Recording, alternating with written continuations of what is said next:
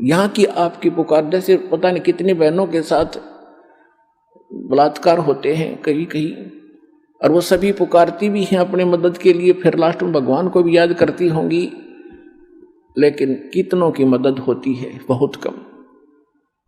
कारण ये होता है कि हमने पहले कुछ ऐसा पुण्य नहीं कर रखा जिससे भगवान कोई कारण बना दे और हमारी रक्षा कर दे किसी भी प्रकार से। तो द्रौपदी का मालिक ने पहले तो कारण बनाया, सौ छलछीदर मैं करूं अपने दिन के काज, जो जन मेरी शरण है ताका हूं मैं दास, और गेल गेल लाग्या फिरूं जब तक धरती आकाश। दुर्योधन दुर्जन था, एक के धक दरार उसमें इतना क्रैक आ गया, वो मिटा नहीं, अपना नाश करा कर टिका, सर्वनाश कराया उसने। अब उसी आधार से उसने कहा कि दुशासन अब इसको नंगा कर सुबह में, हम तो अंधे हैं और अंधों की संतान है, हम कुछ देख थोड़े सकेंगे इसके अंग को, नंगा कर इसको आज। अब द्रौपदी, वहां कौन कौन विराजमान थे पुण्यात्मा? महाभारत पढ़ा करते आप, इसको बड़ा अनमोल ग्रंथ जान के, इसके अंदर जो इन पात्रों का जो गलत रोल था किसी का नहीं धरती पर हमने देखने नहीं मिला।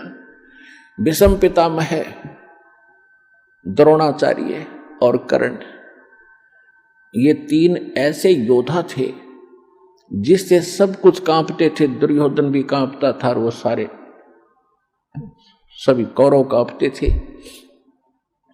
लेकिन उस सभा में वो सारे बैठे और विदुर भी विराजमान था, विदुर जो कौरव पांडवों का चाचा था। अब वहां पर जब उसको नंगा करने लगे, द्रौपदी ने सबसे पुकार की। पहले तो ये सोचा कि ऐसी गलती कैसे कर देंगे, सारी सभा में मुझे नंगा कैसे कर देंगे। भीष्म पितामह जैसे बैठे हैं दादाजी, और साथ में ये बैठे द्रोणाचार्य गुरुजी, और कर्ण जैसे महापुरुष अक्षत्रिय विराजमान है, ये कैसे गलती करेंगे? तो जब सब की तरफ देखा, दुशासन ने उसका पल्ला पकड़ दिया नंगा करने के लिए। किसी ने भी यूं नहीं कहा तुम क्या कर रहे हो मूर्खो, ये क्या कर रहे हो, कैसा जुल्म कर रहे हो। अपने पति पांचों पांडवों की तरफ देखा, क्योंकि वो हार चुके थे, वो बंध चुके थे, नीची गर्दन कर ली। अब द्रौपदी ने देखा कि तो सब फेल हो गए, तो जिसको तू आसरा मान बैठी थी, जिनको सहारा मान रही थी, ये तेरी मदद हेल्प करेंगे, तो ये तो फ्यूज हो गए सारे। तो यहां परमात्मा ने कहा कि उस समर्थ की रीढ़ छुपाई कुल कुटुंब तेराता। अब इन संसारिक लोगों से तू अपनी कल्याण चाहता है, इनसे मदद मांग रहा है, ये मदद नहीं कर सकेंगे। समय आने पर भगवान ही मदद करेगा, और वो कैसे करेगा? यदि तूने उसके अनुकूल कोई ऐसा कर्म किया होगा तो करेगा। अब उस समय उस सभा में एक व्यक्ति था जिसको हम पंचायती कह सकते हैं और एक धर्मपुत्र कह सकते हैं, विदुर। विदुर ने खड़ा होकर कहा, करे भले आदमियों, तुम क्या करने जा रहे हो? कुछ दुर्योधन अकल से काम ले, बाहर के लोग तुम्हें क्या कहेंगे? अपनी इज्जत अपने हाथों उतार रहे हो। तुम एक ही दादा की संतान हो, तुम अलग अलग नहीं हो। विदुर कहे ये बंधु तुम्हारा, ये पांडव भी तो आपके ही चचेरे भाई हैं। विदुर कहे ये बंधु थारा, एक का कुल एक का परिवारा, और तुम ये ऐसा जुल्म ना करो, अपनी इज्जत आप ही उतार रहे हो। और कहते हैं जब विदुर ने उनको मना किया, रोकना चाहा, तो थप्पड़ मारा, उसके मुंह पर थप्पड़ मारा कि तू तो पांडवों का चमचा है, सदा इन्हीं की ओर बोलता आया, जबकि नाते में वो चाचा था, सगा चाचा। कहते हैं विदुर के मुख पर लगा थपेड़ा, तू तो इन पांडवों का चेहरा, इनका चमचा है, नौकर। तू तो है बांदी का जाया, तू बांदी से पैदा हुआ ना, इसलिए तेरे अंदर अक्षत्रिय वाले गुण नहीं है, तू इतनी ही बोधी बात कहता रहा। तू तो है बांदी का जाया। जब ये शब्द उसने कहा दुशासन ने, कहते हैं भीष्म, कर्ण और द्रोण मुस्काया। अकल देखो उन महापुरुषों की, पंचायत में बैठे हैं और एक लड़का अपने चाचा के थप्पड़ मार रहा है और उसको अपशब्द कह रहा है, और वहां वह बैठे मौजूद व्यक्ति हंस रहे हैं, मुस्कुराए वो, जबकि उन्होंने खड़ा होकर कहना चाहिए था, निकम्मे खबरदार देते ने अपने चाचा का हाथ लगा दिया, सारी नैतिकता नाश कर दी तूने। और वो इसके विपरीत उन्होंने ना कुछ टोका टाकी की, ना ये कहा तू ऐसा ना करो, बल्कि ये शब्द सुनकर कि तू तो है बांदी का जाया। भीष्म, कर्ण और द्रोणाचार्य गुरु कहते मुस्काए, हंसे। और वहां एक था भक्त, एक था पंचायती। उस सभा में पंचायती के एक लक्षण और गुण होते हैं, सच्ची बात कहे, मुंह पे कहे, और उसकी नहीं चले तो उठ कर चला जाना चाहिए, वह बैठा नहीं रहना चाहिए उस सभा। तो विदुर वहां से उठ कर आ गया, वह रहा नहीं। या तो भीष्म, द्रोणाचार्य और कर्ण ने उनका विरोध करना चाहिए था, नहीं मानते तो सभा त्याग देनी चाहिए थी। वहां बैठे किस लिए थे? वो बुद्धिहीन, उस द्रौपदी को नंगा देखने के लिए बैठे थे वो दुष्ट व्यक्ति। और किस लिए बैठे थे? अब कहते हैं बंधे से बंधा मिले और छोटे कौन उपाय, कर बंदगी निर्बंध की वो पल में दे छुड़ाए। अब दुर्योधन के मलिन अन्न को खाकर भीष्म पितामह, द्रोणाचार्य और कर्ण वो दूषित मन के हो गए थे, वो बंध गए उसके लोक लाज में, किसका टुकड़ा खाते हम कैसे बोलेंगे। और विदुर ने खड़ा होकर कह दिया, और उधर से पांडव बंध गए कि हम हार चुके हैं, द्रौपदी को हम बोल नहीं सकते, वो भी बंधन में बंध गए, मर्यादा में। पुण्यात्मा, जब यह जीव इन संसारिक लोगों से अपना आस्था हटा लेगा, एक उदाहरण समझ लेना यहां पर, जब तक आप किसी राजनेता या अन्य किसी अपने धनी रिश्तेदार से आशा रखते हो अपने किसी वस्तु की, भगवान साथ कम देगा। जब आप उनसे हटकर केवल एक परमात्मा में आस्था रखकर सच्चे दिल से पुकारोगे तो पता नहीं क्या कर दे एक पल में।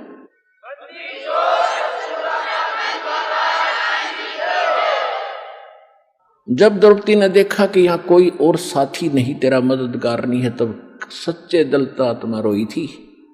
यह भगवान आत्मा का साथी है, मन का साथी नहीं। मन तो पता नहीं क्या क्या बकवास चाहे, ये हो जा, वो हो जा, फलाना हो जा। जब आत्मा चाहेगी ना तो मालिक देगा आपको। ये आत्मा का साथी है, और मन है ये काल का एजेंट। जब आत्मा रोई, यहां की आपकी पुकार, जैसे पता नहीं कितनी बहनों के साथ बलात्कार होते हैं कहीं कहीं, और वो सभी पुकारती भी हैं अपने मदद के लिए, फिर लास्ट में भगवान को भी याद करती होंगी, लेकिन कितनों की मदद होती है? बहुत कम। कारण यह होता है कि हमने पहले कुछ ऐसा पुण्य नहीं कर रखा जिससे भगवान कोई कारण बना दे और हमारी रक्षा कर दे किसी भी प्रकार से। तो द्रौपदी का मालिक ने पहले तो कारण बनाया, सौ छलछीदर मैं करूं अपने दिन के काज, जो जन मेरी शरण है ताका हूं मैं दास, और गेल गेल लाग्या फिरूं जब तक धरती आकाश। कहते हैं जगत का पेखना पेख्या, धनी का नाम ना लेखा। संसार के लोगों का ही हमने क्रेडिट दिया, इसने ऐसा कर दिया, इसने ऐसा कर दिया। वो कराने वाला भी कोई और ही है अगर किसी से कुछ करवा रहा है। कहते हैं जगत का पेख ना पेखा, धनी का नाम ना लेखा। जो सब कुछ कर रहा है उसका जिक्र भी नहीं, कोई सुपने भी याद नहीं आया आपको।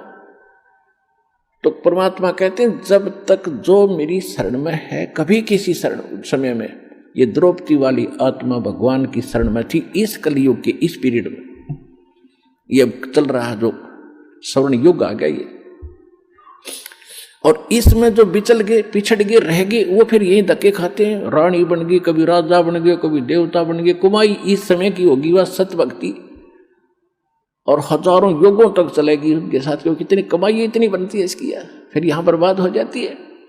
लेकिन जो एक बार उसकी शरण में आ गया, परमात्मा इतने दयालु है, उसको कहीं ना कहीं घुमा फिरा के इवन द्रौपदी का भी ईव जन्म देंगे, दोबारा यहाँ पटकेंगे उनको जब उनका नंबर आओगा, जब टेके रहे तो न कहा मोक्ष होना था।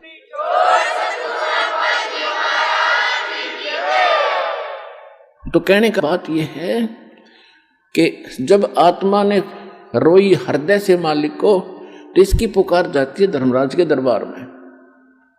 और यहाँ एक विधान बना रखा है, कोई ना कोई गुरु पहले अवश्य धारण करते थे, गुरु के बिन भक्ति नहीं करते थे। पांडवों का गुरु थे श्री कृष्ण जी, तो श्री कृष्ण को गुरु भी धारण कर रखा था। अब इसकी पुकार गई वहां धर्मराज के दरबार में, उसकी खुल गई वहां सीढ़ी। उसने देखा धर्मराज ने कि देखो इस आत्मा पे आपत्ति आई है, मैं कोई रक्षा करा सकता हूं। उसने देखा कि इसने एक ऐसा दान कर रखा एक साधु संत को कपड़े का, इसका तो पता नहीं कितना क्रेडिट दिया जा सकता है। तो वहां से रिफ्लेक्ट होकर के श्री कृष्ण में आई वो नो की नो पावर मालिक की।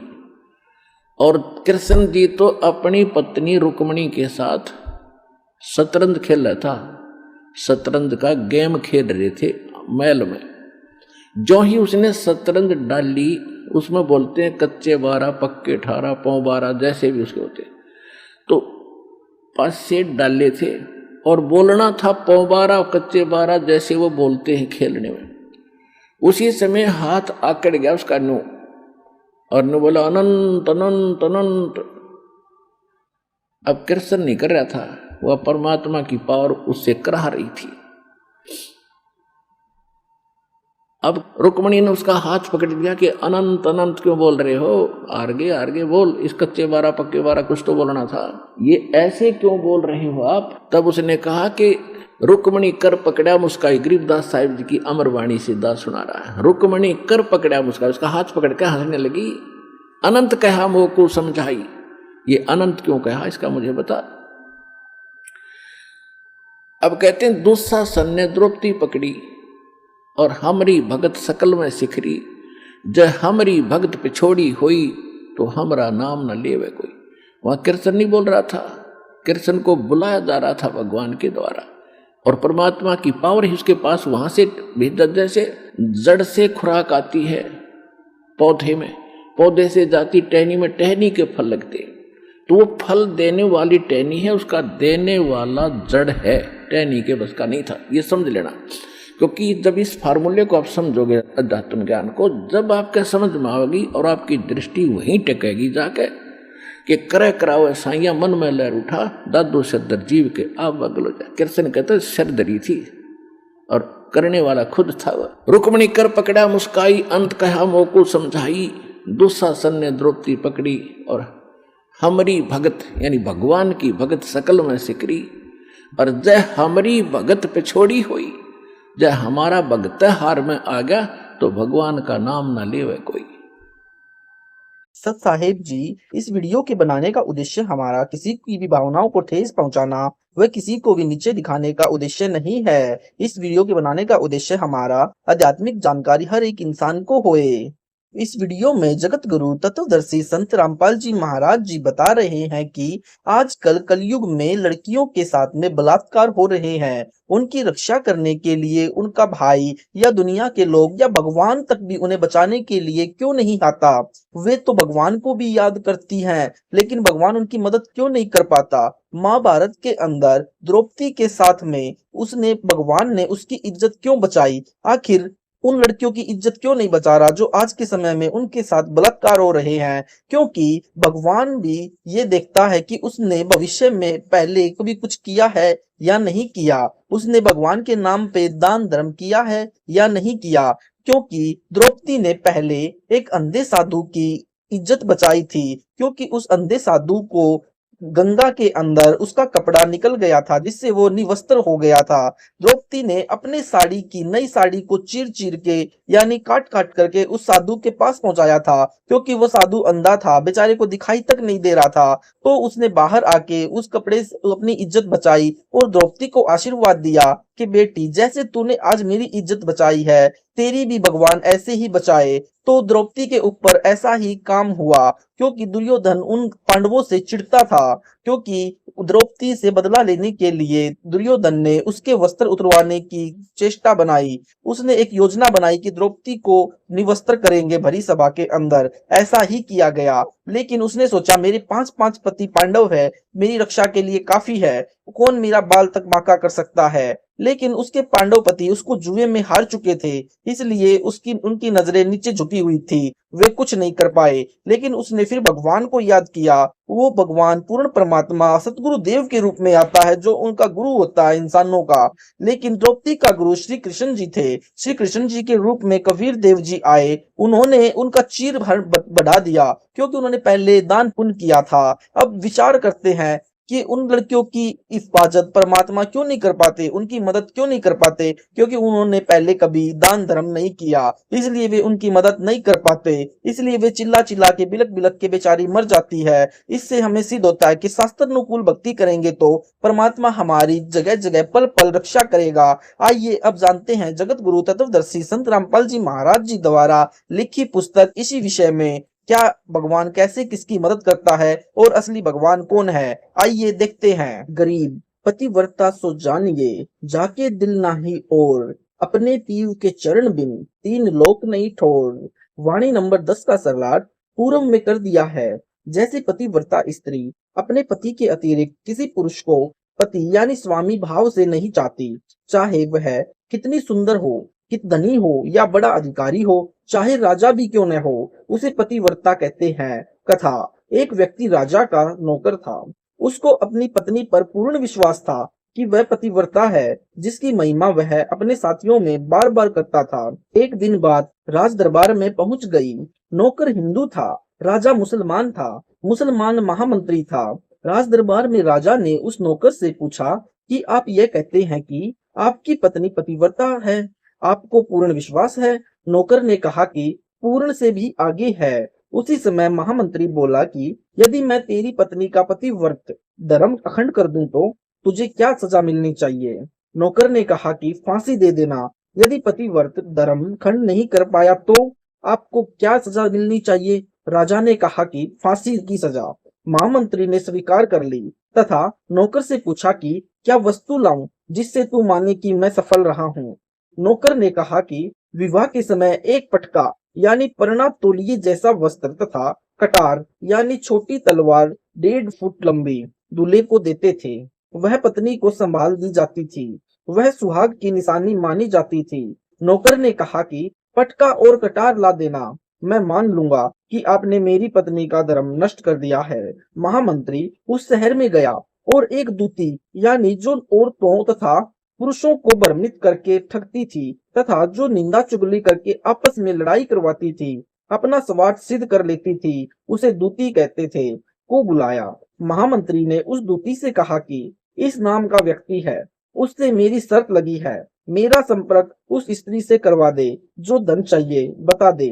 दूती ने कहा कि भाई भूल जा, वह पतिव्रता स्त्री है, तेरी ओर थूकेगी भी नहीं, तेरी शक्ल भी नहीं देखेगी, उनके परिवार के व्यक्ति भी खूंखार है, तेरी खाल उतार देंगे। महामंत्री ने कहा कि उसके घर से पटका तथा कटार चुरा कर ला दे तथा उसके गुप्तांग के पास यदि कोई चिन्ह हो तो वह भी देखकर मुझे बताना।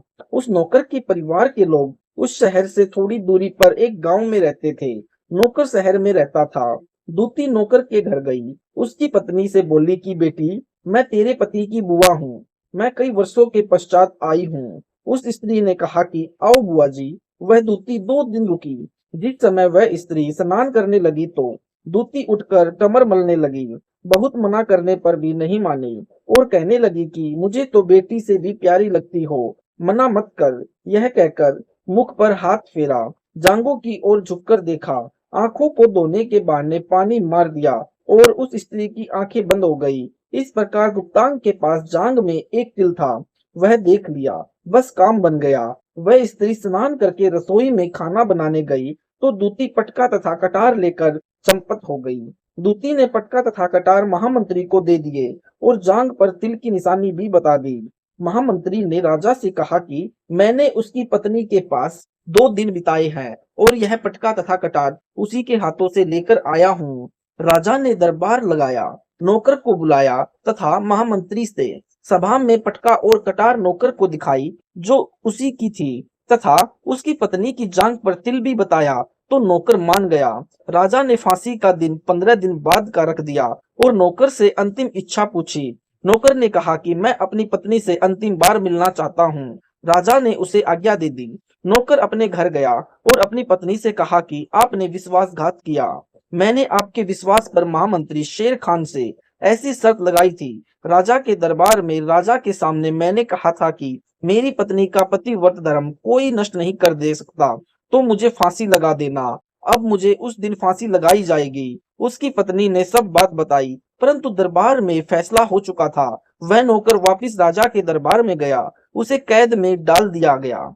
नौकर की पतिव्रता पत्नी ने परमात्मा को याद किया और राजा के दरबार में गई और राजा से नाच दिखाने की आज्ञा मांगी। स्त्री अति सुंदर थी। राजा लोग शौकीन होते हैं, आज्ञा दे दी। सभा लगी, सब मंत्री महामंत्री राजा उपस्थित थे। राजा को नाच अति सुंदर लगा और नृतिका से कहा कि मांग, क्या मांगना चाहती है। स्त्री ने कहा कि आपकी सभा में मेरा चोर है, जिसने मेरे रुपए लिए थे वापिस नहीं दिए, उसे फांसी की सजा दी जाए। राजा ने कहा कि ठीक है, बताओ कौन है चोर। स्त्री ने कहा कि आपका महामंत्री शेर खान है। शेर खान कुर्सी से उठा और कहा कि झांपना, हे परवरदिगार, खुदा की कसम, मैंने इस औरत की शक्ल भी नहीं देखी है, यह सरेआम झूठ बोल रही है।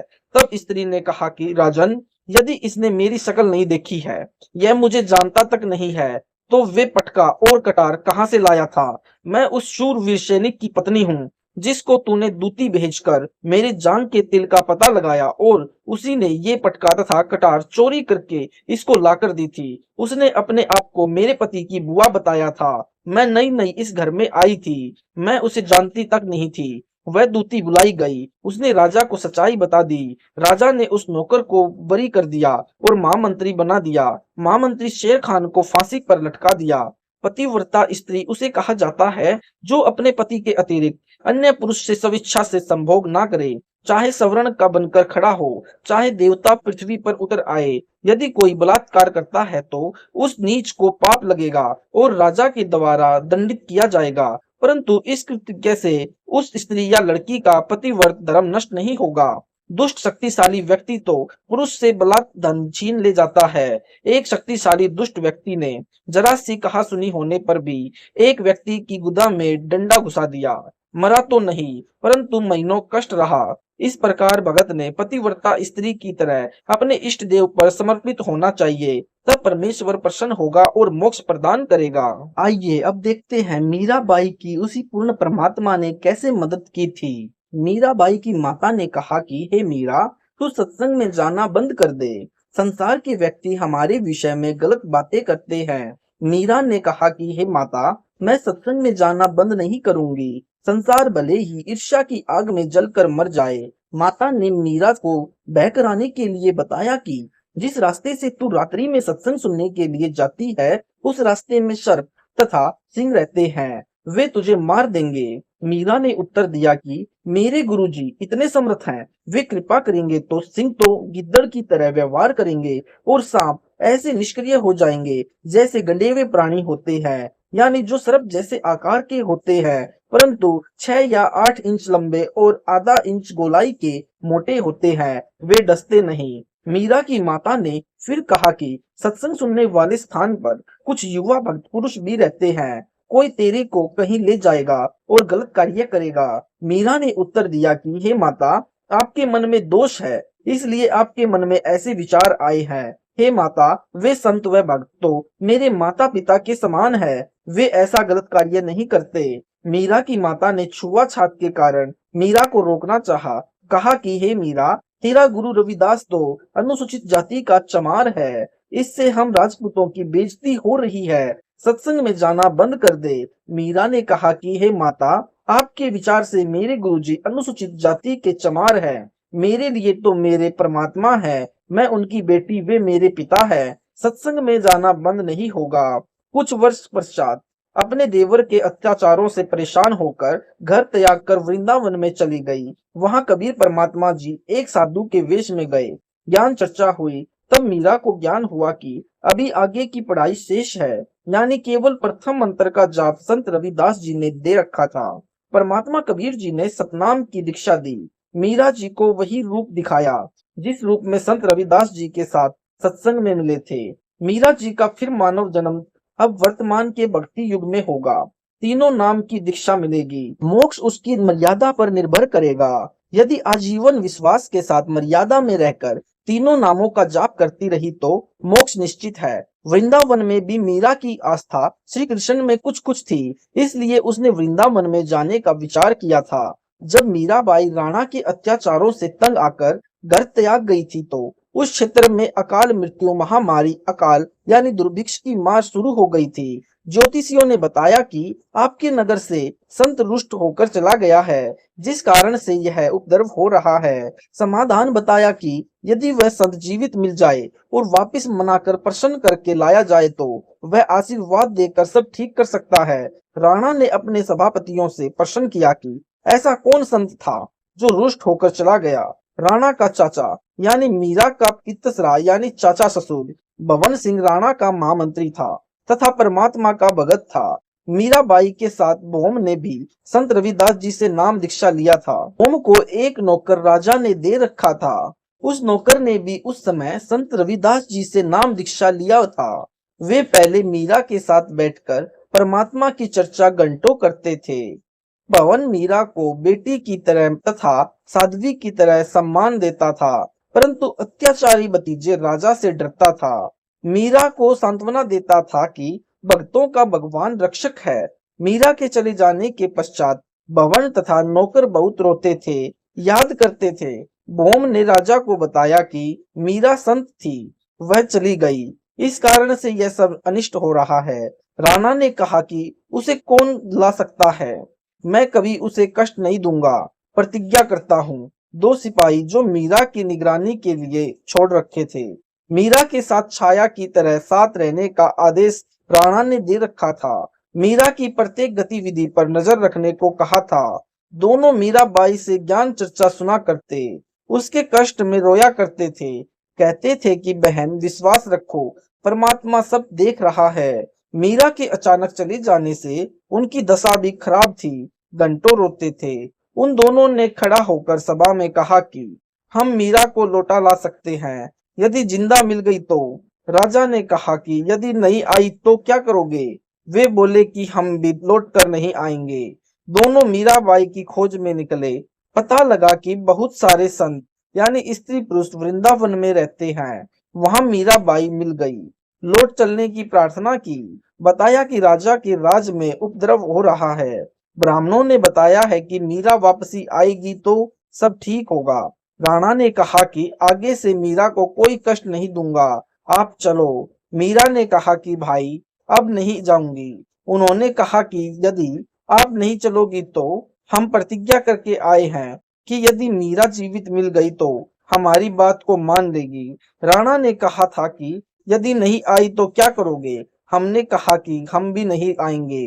बहन जी, हमारे परिवार की और देख रेख रखो। मीराबाई बोली कि यदि मैं संसार छोड़ गई होती तो भी लौट जाते। सिपाहियों ने कहा कि फिर लौटना ही था। उसी समय मीरा जी ने एक तार वाला यंत्र यानी एक तारा उठाया, परमात्मा की स्तुति करने लगी, आंखों से प्रेम के आंसू बहने लगे। उसी समय श्री कृष्ण जी की मूर्ति में समा गई।